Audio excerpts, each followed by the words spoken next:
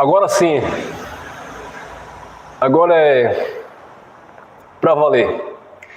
Graça e paz, meus amados, povo santo de Deus, sejam todos bem-vindos a mais um quadro Examinando as Escrituras. Bom, tentei melhorar aqui a qualidade do ambiente. Eu espero que esteja melhor aí para os amados, tá bom? Vamos compartilhar deste tema, tá aí? Os demônios que estão debaixo da terra. Sejam todos bem-vindos, vocês que estão aí entrando nesta live. Vamos compartilhar este conteúdo e vamos crescer juntos na graça do Senhor. Bom, hoje eu não gravo geralmente, mas eu estou aqui no espaço preparando aqui para receber os irmãos amanhã pela manhã. Então eu resolvi comentar um pouco com os amados sobre este assunto, sobre este tema. Quem aqui já não acreditou, você que está aí acompanhando, quem não já foi ensinado que debaixo da terra existe demônios? Eu não sei vocês. Eu recebi esta doutrina religiosa e totalmente deturpada. E eu estava outro dia em casa meditando e eu fico assim, sabe, procurando, pensando em um versículo, pensando em um texto, para tentar entrar na cabeça do religioso para saber onde eles tiram essas ideias e tentar entender por que nós acreditávamos desta forma. Que bom, amados, que bom que Jesus nos libertou de mais um engano que é este aqui do tema. Os demônios que estão debaixo da terra. E aí eu encontrei um versículo que, quando eu era do sistema, eles se utilizavam deste versículo, bem como para provar a existência de um pseudo-satanás espiritual, como os seus capachos, os seus subordinados demônios. Então, vamos analisar alguns textos aqui. Eu serei bem breve hoje. Apocalipse, sempre Apocalipse, né, amados? Apocalipse. Apocalipse capítulo 12, versículo 9. Acompanhe comigo. E foi precipitado o grande dragão, a antiga serpente, chamada o Diabo e Satanás, que enganava todo mundo. Ele foi precipitado aonde? Na terra, e os seus anjos foram lançados com ele. Ponto. Aqui está um versículo isolado, onde a religião se utiliza para defender a existência de um ser chamado Diabo, Satanás, e os seus subalternos, os seus subordinados, melhor dizendo, que são os demônios. E quem seria? Não vou falar hoje do diabo, a gente tem muita mensagem aí falando do diabo e de Satanás. Mas os demônios, quem seria na visão religiosa, tá bom, amados? Demônios, nós, povo da graça, sabemos que se refere ao seu entendimento, no seu original, daimon, que é o gênio da pessoa, gênio mau ou um gênio bom. Então, assim, nós sabemos e nós não vamos entrar também neste campo. Mas eu quero falar sobre, propriamente dito, dos demônios conhecidos da religião. Por exemplo, né, as entidades como Preto Velho, Exu Caveira, Maria Padilha, como eles falam, Exu Mulambo, tem mais algum aí? Quem me lembra aí? Tranca-Rua, o Boiadeiro. Aí são tantos, amados, são tantos que eles inventam. Parece que eles foram lá no cartório lá do inferno, como eles acreditam, e registraram os nomes desses demônios, que a gente não encontra na Bíblia, né? Mas nessas religiões encontram-se esses pseudos demônios. E quando você vai interrogar essas pessoas de quem seria ou como teria surgido esses demônios, eles vão se utilizar desses textos isolados, desse texto propriamente dito, que eu aqui citei. E foi precipitado o grande dragão, a antiga serpente, chamado Diabo Satanás, que enganava todo mundo, foi precipitado na terra. E os seus anjos foram lançados com ele. Então, eles dizem que os anjos que caíram aqui se tornaram na terra os demônios. Então, eles vão ainda usando textos isolados, como Judas, capítulo 1, só tem um capítulo, versículo 6, que os anjos que não guardaram o seu principado, a sua originalidade, ou o estado original, Deus os lançou em trevas até o dia do juízo, né? E aí eles esperam ainda esse juízo acontecer. Diga-se de passagem, eu abro parênteses aqui, amanhã, a partir das 10, nós vamos estar pregando uma mensagem muito forte, impactante. Nós vamos falar do batismo com fogo de Jesus, tá bom? Eu espero vocês aqui, tá bom? Jesus e o batismo com fogo, a partir das 10 da manhã, ao vivo. Então, eles se utilizam daqueles versículos, como 2 Pedro, capítulo 2, versículo 4 também, que é a mesma referência de Judas, que nós sabemos que aquilo ali foi extraído de, se eu não me engano, de um livro chamado o livro de Macabeus, né? O livro de Enoque também, que são livros que eles, a igreja romana, eles consideram como livros apócrifos, né? Não foram livros inspirados por Deus.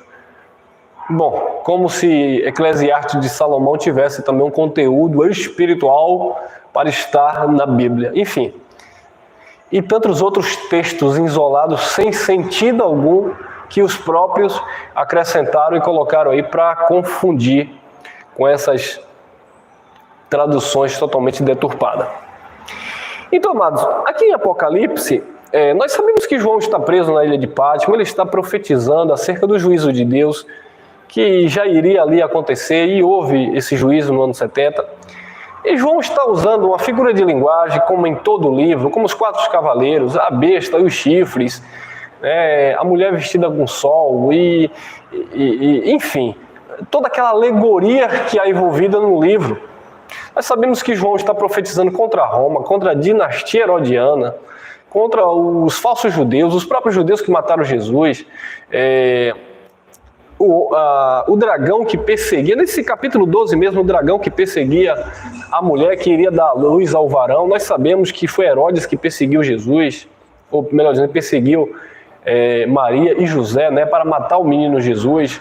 Entendemos como uma linguagem profética de João que o dragão também, ou Roma, né, estava perseguindo a mulher, a mãe, né? Ou seja, Israel representada, simbolizada ali por uma mulher. Então tem toda essa figura de linguagem que as pessoas pegaram, os religiosos, e espiritualizaram a coisa e disseram, não, é o capeta mesmo, é o dragão, é a antiga serpente lá do jardim, e ele caiu do céu e levou até essa parte dos anjos. Bom, e esses anjos aqui na terra viraram demônio.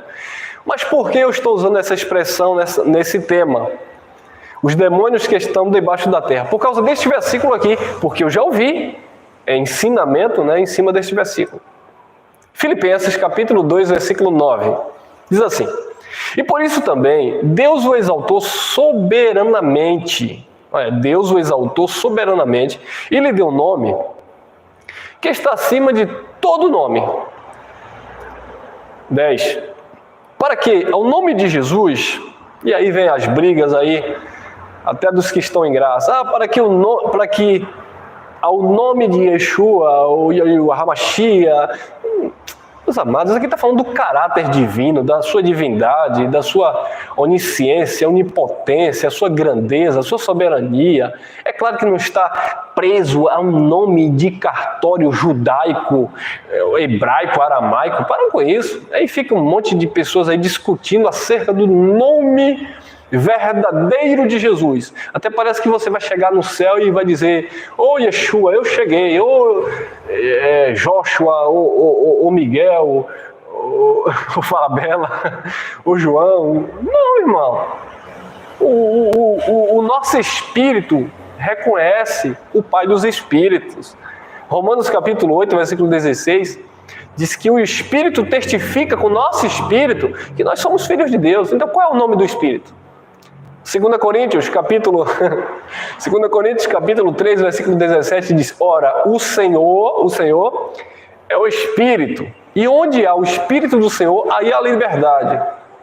Bom, se o Senhor é Espírito, o nome do Espírito é Yeshua?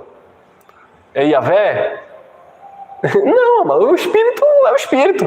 O Senhor é o Espírito e ponto. Então, quando está falando de nome, e todos conhecerão o meu nome, quando ele envia lá Moisés lá e diz assim, e Moisés diz, vão perguntar o teu nome, quem digo que tu és? Ele diz, olha, não sei, talvez, diga que eu sou Jeová. Não, Jeová não. Diga que eu sou Eloí. Não, Eloí também não. Diga que eu sou Jeová Jirê, Jeová Sabaó. Não, diga que eu sou... Moisés, faz o seguinte, diga que eu sou o leão da tribo de Judá. Diga que eu sou o que eu sou. Eu sou o grande eu sou, acabou. Eu sou Deus, que também é um título, né? Então as pessoas ficam brigando por causa disso. O nome original. Você já pensou? Vamos lá. Para que ao nome... Vamos lá. Para que o nome de Yahvé, ou o nome de Yeshua, se dobre todo o joelho dos que estão nos céus, na terra e debaixo da terra. Vamos supor que os salvos, todos os salvos teriam que falar o nome, pronunciar o nome original, oficial, verdadeiro de Cristo. Meus amados, então 90% da população mundial estaria perdida, que nem todos vão acertar falar o nome verdadeiro dele. E é uma briga por causa de letra, por causa de pentagrama, tetagrama. Para com isso. Mas enfim, isso é outra história. Mas eu só lembrei aqui. Então vamos lá. Para que é o nome de Jesus? Porque o nome de Jesus tipifica cavalo. Não tem nada a ver com cavalo. Tem a ver com o meu Senhor, o meu Pai, o Espírito de Deus que habita em cada um de nós. Para que o nome de Jesus se dobre todo o joelho dos que estão nos céus e na terra debaixo da terra. Então, esse versículo já me foi ensinado, talvez a vocês também, que debaixo da terra aqui é uma referência a quem? Aos demônios, que eram os anjos que caíram em Apocalipse capítulo 12, versículo 9. Então a religião diz que os demônios que caíram, os anjos que caíram, se tornaram demônios. E por se tornarem demônios, e segundo Judas lá, eles estão trancados em cadeias eternas, esses demônios estão onde? Debaixo da terra. Então todo joelho se dobra ao nome de Jesus. Os que estão nos céus, as pessoas que estão sobre a terra, e os demônios, que foram aqueles anjos que caíram, que estão debaixo da terra. Então a religião prega que até os que estão debaixo da terra, esses demônios, tá bom? Que estão debaixo da terra, eles vão ter que se dobrar diante do Senhor. Quantos de vocês acreditaram nisso aí? Fala aí, comentem aí. Eu também acreditava, amados. Eles diziam que eram os demônios que estavam debaixo da terra. Mas eram os demônios? Eram os anjos que caíram e viraram demônios e estavam debaixo da terra? Agora outra pergunta. Se Jesus... Vamos brincar aqui com as palavras. Se aqueles anjos de Apocalipse que caíram com o dragão, com a serpente, com o diabo, com Satanás, etc., se tornaram demônios e foram lançados, né? Porque o texto lá vai dizer de Apocalipse, e ele foi precipitado na terra com seus anjos. Então, se os demônios, Satanás, etc., foi precipitado na terra com seus demônios, e esses demônios estão debaixo da terra, como é que esses demônios estão aí se manifestando? Amanhã mesmo vai ter um monte de manifestação desses pseudos demônios. Amanhã, domingo forte, oração forte da religião, vai ter um monte de manifestações.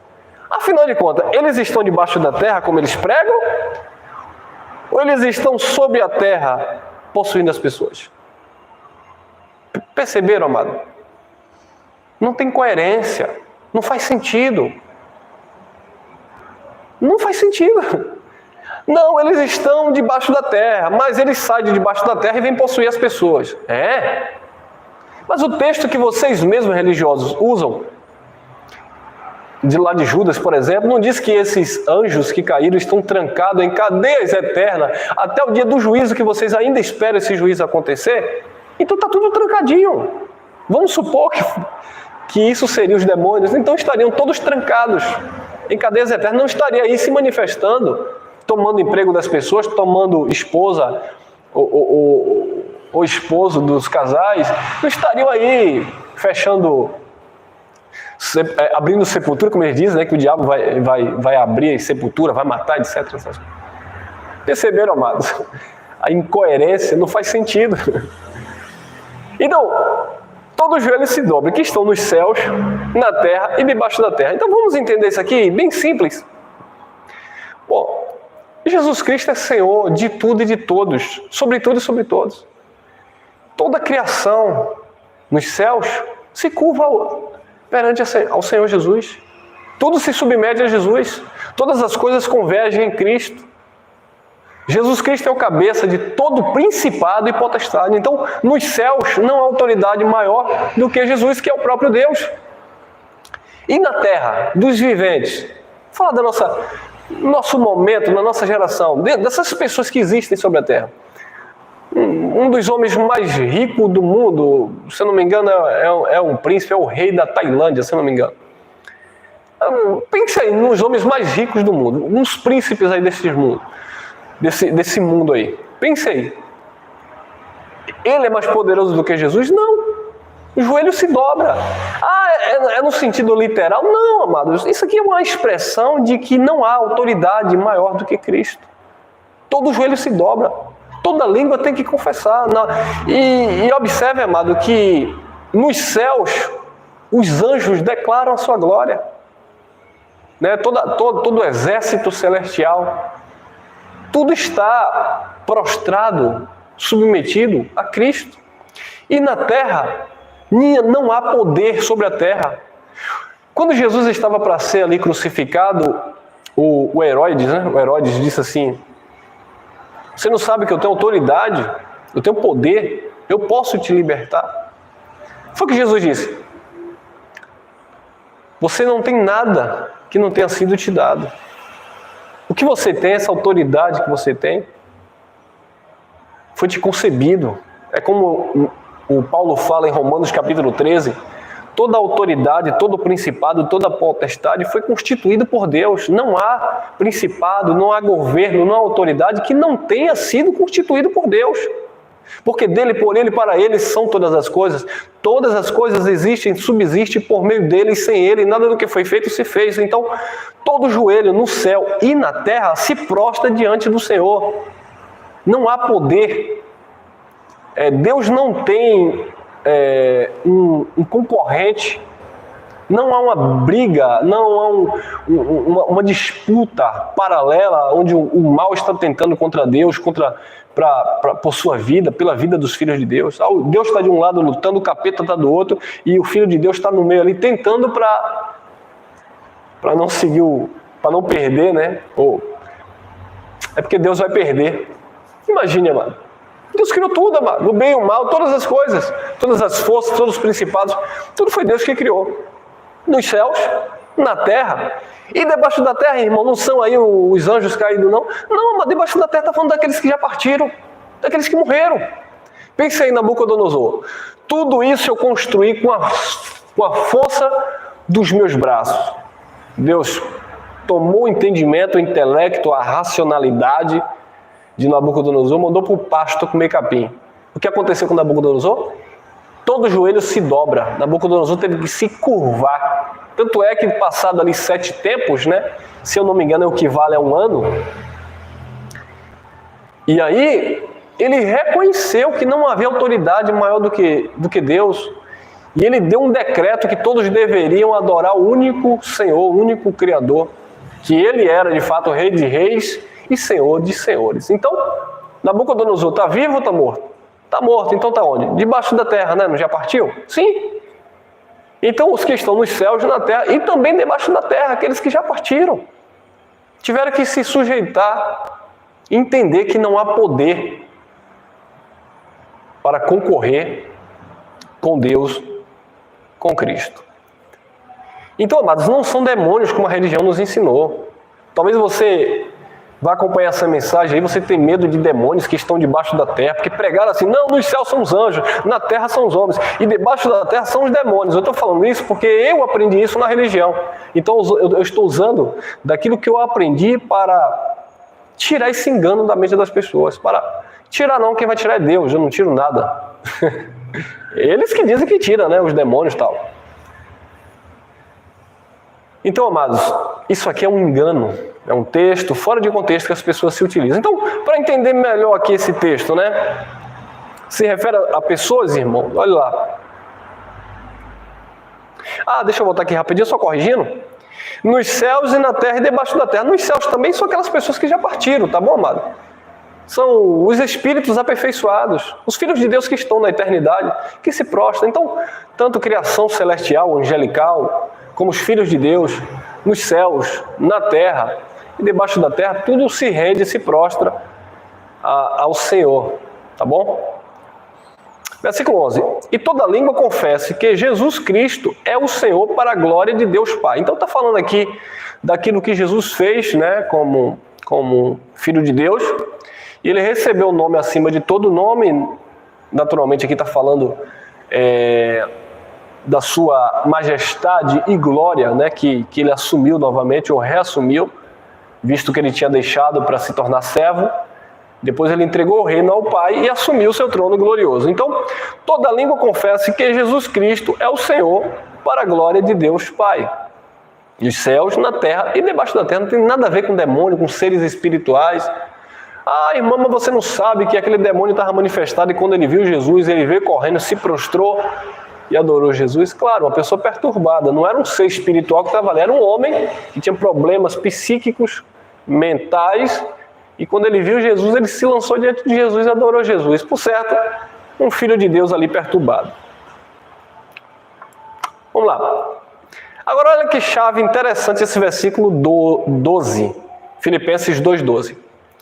De sorte que, meus amados, assim como sempre obedecestes, não só na minha presença, mas muito mais agora na minha ausência. Assim também operai a vossa salvação com temor e tremor. Então Paulo está falando de quê?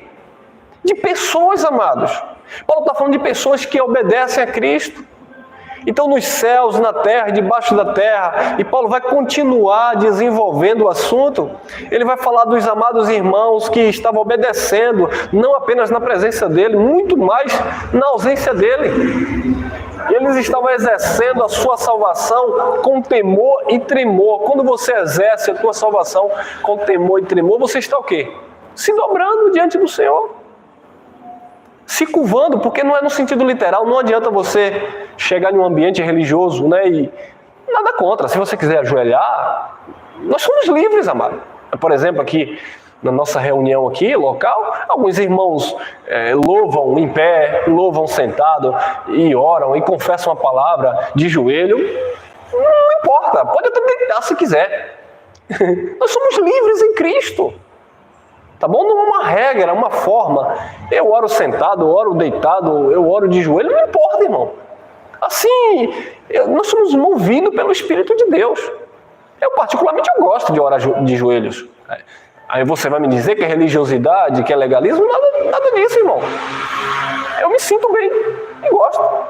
Uma vez ou outra, sim, tiro um momento e me prostro literalmente. Mas isso não significa que é esse se prostrar diante de Deus.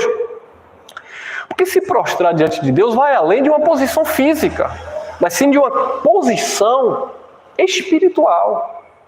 Uma posição de consciência ou conscientização daquilo que Cristo é em nossas vidas. Então, por exemplo, quando nós recebemos essa palavra e guardamos no nosso espírito, nós estamos nos prostrando diante de Deus. Eu me refiro a essa palavra, a graça de Deus, tá bom? Você que recebeu o Evangelho da Graça, você que está dando fruto agora para o Cristo ressuscitado, você está prostrado diante desse Deus. Você está confessando que Jesus Cristo ele é o Senhor. Quando você mantém a confissão nesta palavra, não é dizer, a religião diz que confessar Jesus, Senhor Jesus, eu te aceito como meu único e suficiente Salvador. Olha, confessou Jesus, e agora dobra o joelho, todo o joelho se dobrará, e também o demônio tem que se dobrar, porque se ele se manifestar, eu vou dar uma ordem para ele se curvar diante do Senhor. Tem nada a ver uma coisa com a outra, amado. Se prostrar, confessar, está além de abrir a boca e falar, ou de se prostrar no sentido físico, literal. Mas está em como está o teu coração, a tua mente em Cristo. O teu culto é racional. Amém, meus amados? A tua mente está presa, cativa ao trono da graça de Deus. Eu sei em quem eu tenho crido e eu estou certo que Ele é poderoso para guardar o meu depósito. Como Jó declarou, bem sei eu que tudo podes e que nenhum dos teus propósitos poderão ser frustrados. Isso é se prostrar e confessar que Cristo é o Senhor. Como o próprio Jó declarou, a mulher disse, amaldiçoa esse teu Deus e morre. Quantos talvez cheguem até na tua própria casa, na tua própria família. Depois que está na graça, agora, e começa a te condenar, te crucificar, porque você entende que você é o templo, morada do Espírito. E aí os religiosos, até na nossa própria família, vai te caluniar, te condenar. Mas o importante é a tua consciência. O importante é o teu coração diante do Pai. Tá bom, meus amados? De sorte que, meus amados, assim como sempre obedecestes, não só na minha presença, muito mais agora na minha ausência, assim também operai a vossa salvação com temor e tremor. Isso é se prostrar diante de Deus. Amém? Vamos continuar? 1 Pedro capítulo 3, versículo 18 e 19. Porque também Cristo padeceu uma vez pelos pecados. Quantas vezes? Uma vez. Porque também Cristo padeceu uma vez pelos pecados, o justo pelos injustos, para levar-nos a Deus, mortificado na verdade, aonde? Na carne. Mortificado na carne, mas vivificado no Espírito. É por isso que Paulo diz em Efésios capítulo 2, versículo 1, e ele vos vivificou, estando vós mortos na carne, em pecados e delitos, nas concupiscências, na lei. Então Paulo disse, ele vos vivificou. Vivificou aonde? No Espírito. Então Pedro também faz essa mesma narrativa. Porque também Cristo padeceu uma vez pelos pecados, o justo pelos injustos, para levar-nos a Deus, mortificado na verdade na carne, mas vivificado no Espírito. 19. No qual também foi e pregou aos espíritos em prisão. Então, Jesus morreu e disse que ele desceu às partes mais baixas da terra. E Pedro disse que ele foi pregar aos espíritos em prisão. Quem eram esses espíritos que estavam aprisionados? E aprisionados em quê? Na morte adeana. Então, os espíritos que estavam em prisão eram os eleitos de Deus, ou aquele povo que viveu no antigo pacto. Aqueles que já estavam debaixo da terra. Para que ao nome de Jesus toda língua confesse que Ele é o Senhor. Todo joelho se dobre, os que estão nos céus, na terra e debaixo da terra. Então quem estava debaixo da terra? Eram os anjos caídos de Apocalipse? Não. E por que a religião diz que quem estava debaixo da terra eram os anjos caídos, que aqui na terra virou demônio? Quem estava debaixo da terra, que também iria se prostrar e confessar, era os espíritos que estavam em prisão, na morte adeana. Quando Jesus morreu, ele foi no inferno, que a religião diz que é um lago de fogo e enxofre, e Jesus entrou lá no lago de fogo e enxofre. Jesus foi lá dentro do lago de enxofre, de fogo, né, enxofre? Não, Jesus foi no inferno. Ou seja, na sepultura, na morte, não foi isso? Jesus não morreu? Morreu. Então ele foi na onde? No inferno, no Sheol. Jesus morreu e foi resgatar quem? Os mortos. Mas resgatar fisicamente, irmão, ressuscitar fisicamente, não, no espírito. Espíritos que estavam onde? Em prisão. Perceberam, amado? Que esses espíritos aqui que estavam em prisão eram pessoas que já haviam partido, que estavam debaixo da terra? Que se você for fazer uma análise, os mesmos anjos de Judas, capítulo 1, versículo 6, que caíram e estavam em prisão até o dia do juízo, estava falando dos rebeldes, que não tinha nada a ver com seres espirituais, porque tanto a linguagem ali de Judas, como em João e Apocalipse, muitas vezes esta fala, ou a colocação anjo, não está falando de ser espiritual, mas está falando de pessoas, de homens. Por exemplo, quando João escreve a carta às 7 igrejas da Ásia, ao anjo que está na igreja de Laodiceia, ao anjo que está na igreja de Filadélfia, ao anjo que está na igreja de Éfeso, ao anjo que está nas 7 igrejas, João fala de 7 anjos. E quem eram aqueles anjos ali? Eram seres espirituais, que alguns estavam de pé e alguns caíram com o diabo, com a serpente? Não, estava falando dos líderes, daqueles que estavam ali à frente, né, daquela comunidade, daquela igreja ali da Ásia Menor, que hoje ficaria na Turquia, né, amados? Então, observe que a linguagem anjo, ela não fica restrita, dependendo do contexto, apenas a seres espirituais, porque todas as vezes que eu encontro anjos como seres espirituais nas Escrituras, eu entendo que eles estão servindo a Deus e não se rebelando contra Deus. Anjo que foi enviado para falar com Maria, anjo que foi enviado para falar com Abraão, anjo que foi enviado para salvar Ló, livrar Ló e a família, anjo que foi enviado para falar com Jacó e entrou na porrada lá com Jacó. Então, esses anjos, eles sempre eram enviados para cumprir um serviço de Deus, para obedecer a Deus. Deus não criou anjos, seres espirituais, para se rebelar com Ele, amado.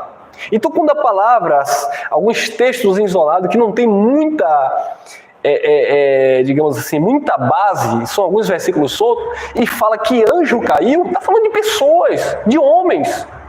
Como o próprio Jesus, ele disse, no céu não se dará em casamento, porque nos céus todos vocês serão como anjos. Nós também usamos a expressão, que é bem comum, nós somos anjos revestidos de carne, por assim dizer. Sabe que quando alguém faz uma coisa boa por você, e você dizer assim, Deus botou um anjo na minha vida. Foi um anjo, literalmente? Não, foi uma pessoa. Outro dia eu me perdi com a minha esposa, ela tá acompanhando aí. Eu me perdi com a minha esposa de moto, eu fui em um bairro e peguei uma estrada errada, e nós ficamos perdidos de moto rodando. E já estava dando 10 horas da noite e nada, e eu ia em um canto e eu me perdi mesmo. Literalmente. Deus colocou um anjo na nossa vida, uma pessoa que trabalhava por aplicativo, parou sua moto, nos emprestou a internet, prestou ali uma atenção especial, esperou a gente sair do local para depois sair. Aquilo foi um anjo que Deus colocou na nossa vida, mano. Quantos anjos Deus não tem colocado na minha vida para ser bênção de Deus na minha vida? E eu preciso ser um anjo também na vida de alguém. Eu preciso ser um instrumento de Deus na vida de alguém, tá bom, meus amados? Então, muitas vezes você vai encontrar na Bíblia, como em Judas, como 2 Pedro, anjo que caiu e foi trancado nas cadeias eternas até o dia do juízo. Já foi julgado, porque o juízo foi em 70. Não tem mais juízo. Morreu, segue-se o juízo, e o juízo aconteceu lá em 70. Vocês são anjos de Deus nas nossas vidas. Espero que vocês estejam aí pegando aí, compreendendo o raciocínio, tá bom?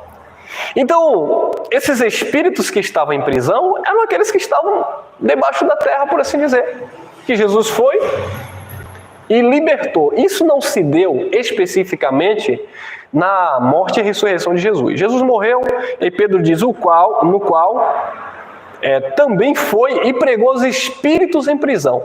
Só que nós sabemos que este evento de de reconciliação, por assim dizer, dos espíritos para com Deus, isso só aconteceu no juízo. Então, da cruz, da morte de Jesus, até o término daquela geração, onde os pactos estavam se cruzando, onde o templo ainda estava de pé, amanhã nós temos uma palavra, amanhã nós temos uma palavra que é mocotó com pimenta, como diz o meu irmão Georges Valentes. Então, esses espíritos que estavam em prisão, Jesus, ao consumar aquela obra no Calvário, né, e aquele tempo ali onde os pactos ainda estavam se cruzando, na ressurreição dos mortos, que se deu no juízo com a queda do templo, esses espíritos aqui foram reivindicados, por assim dizer. Paulo disse, as primícias dos que dormem, aqueles que estavam dormindo, né, mortos no Senhor, tinham partido no Senhor, seriam ressuscitados primeiro, mas isso no espírito. Olha lá, os espíritos que estavam em prisão. Por isso que o mesmo Paulo diz, na carta aos Hebreus, capítulo 12, versículo 22 em diante, 22 ao 24, ele diz, a igreja, né, e aos espíritos, a milhares de anjos, e aos espíritos aperfeiçoados. Quem são aqueles espíritos aperfeiçoados? Quando Paulo usa a frase, e estás perfeito nele, são os espíritos aperfeiçoados. Esses espíritos que estavam em prisão, aqueles que estavam debaixo da terra, qual Jesus foi e resgatou. E Paulo disse, nós que ficarmos vivos seremos transformados. Transformados em que sentido? Nesse sentido de que esse espírito não está mais em prisão. O Filho de Deus, quando morre hoje, ele não vai ficar preso debaixo da terra, esperando Jesus voltar para ressuscitar ele. Ele já está ligado com o Senhor. Aquele que se uniu ao Senhor se tornou um só espírito com ele. O espírito que veio de Deus voltará para Deus. O seu espírito que veio de Deus partiu aqui e já volta para Deus, amado. Tem nada de demônio debaixo da terra, tá bom? Vamos lá, vamos continuar o raciocínio. Apocalipse 20, 12. Então observe o que Pedro explicou, né? Que Jesus foi e pregou os espíritos que estavam em prisão. Todo joelho se dobra, os que estão no céu, na terra e debaixo da terra. Apocalipse 20, 12. Olha o que João viu. E vi os mortos, grandes e pequenos. Vamos entrar aqui na mente de João. Com muito cuidado, né? E vi os mortos, grandes e pequenos. Nabucodonosor era grande ou pequeno? Grande. Moisés, grande ou pequeno? Grande profeta de Deus. Pequeno como servo, né? Que veio para servir. O rei Ciro, grande ou pequeno? Grande. O rei Salomão, grande ou pequeno? Grande. E os pequenos, aqueles que não tinham status, por assim dizer. Aí João disse que viu. Porque lembra que João foi arrebatado em uma visão. Era uma visão que João estava tendo. Ele foi levado no dia do Senhor. O dia do Senhor, apesar de... É um detalhezinho, né? Apesar de que o dia do Senhor, literalmente, para os judeus, era o sábado. Mas quando João diz que foi arrebatado no dia do Senhor, eu acredito que ele está falando no dia do juízo.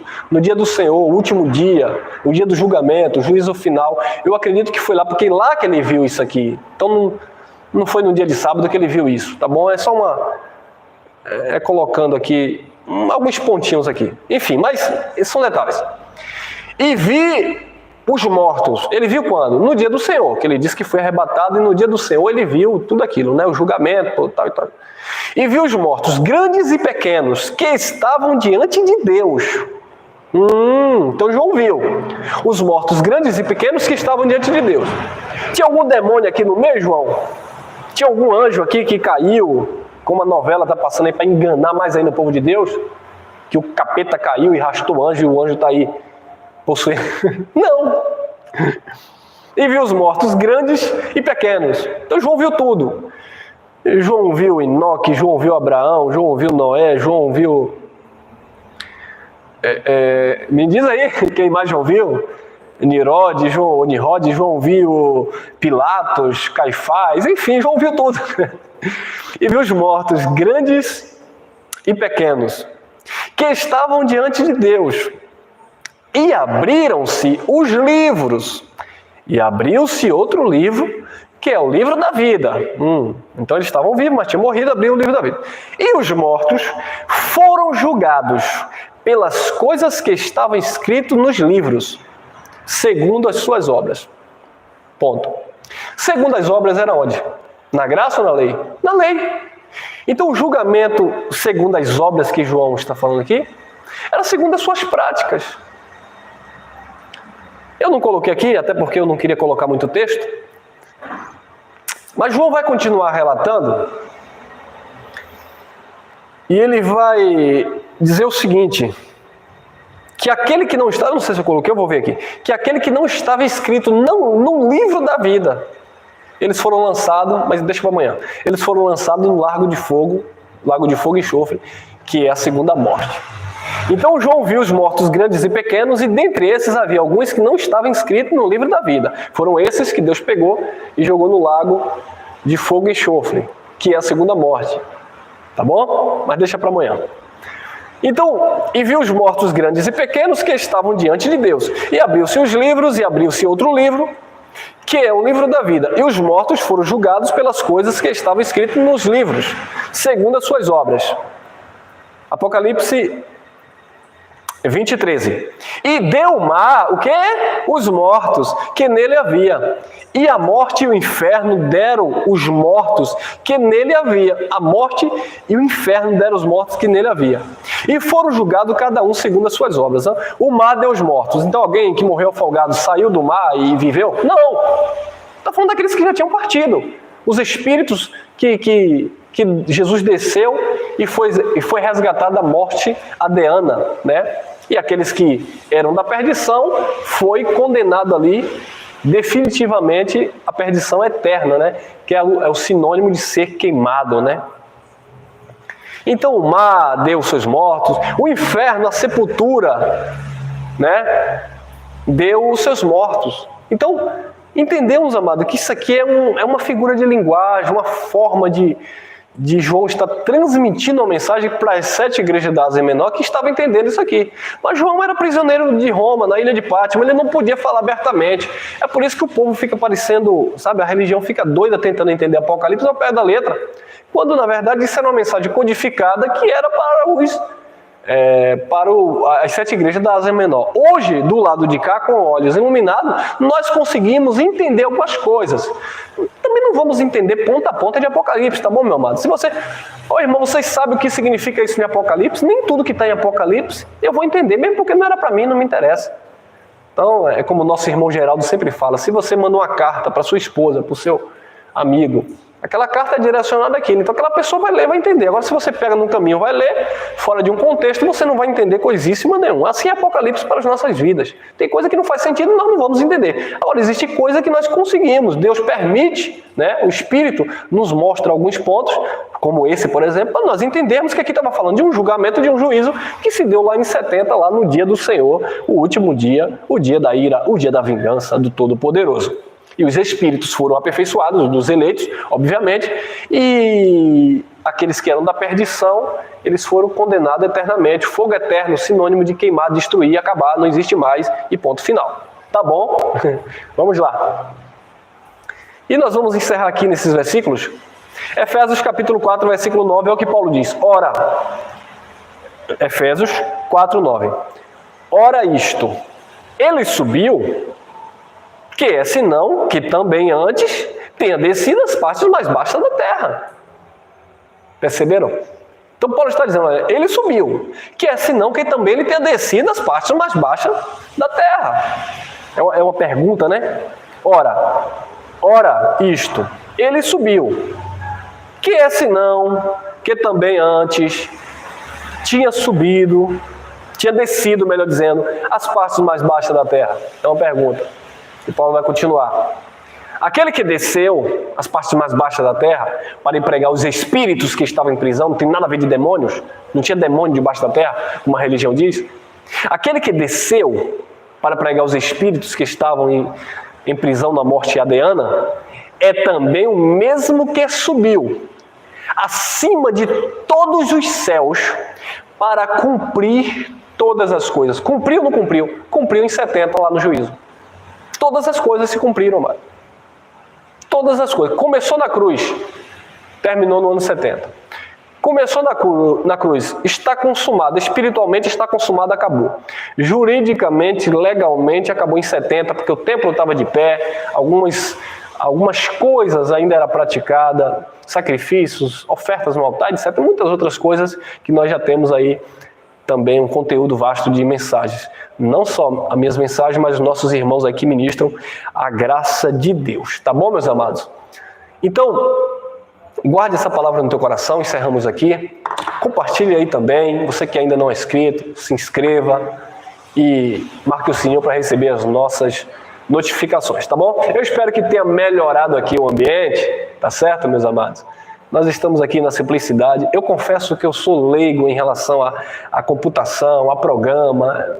É uma luta que o irmão de vocês passa aqui para tentar, na medida do possível, transmitir um conteúdo para vocês. Eu sou muito limitado em relação a isso aqui. Então, a gente é muito simples aqui. A gente coloca aí o projetor e coloca aí os textos e vamos que vamos, tá bom? Mas assim, aprove Deus está nos colocando, né, como instrumento aí para levar esta palavra adiante. Nos enriquecendo desta graça e compartilhando esse pão da vida eterna para os irmãos, tá bom? Graça e paz, até amanhã. Amanhã, para os irmãos que estar conosco, né, presencialmente, a partir das 9 estamos aqui reunidos com os irmãos. E aos demais estaremos a partir das 10 ao vivo com uma mensagem. Eu não queria deixar o tema não vou deixar, tá bom? A mensagem. Qual é o tema, meu Deus? O batismo com fogo de Jesus. O batismo com fogo e o juízo do Senhor. Vamos lá? Vamos falar sobre ser batizado com fogo, né? Nossos irmãos pentecostais que gostam disso. Sou batizado na água, sou batizado no azeite, sou batizado com o Espírito e agora estou buscando o batismo com fogo. Ô glória! Então tá bom, amanhã a gente discute um pouco sobre isso aí. Graça e paz, beijo no coração e até a próxima.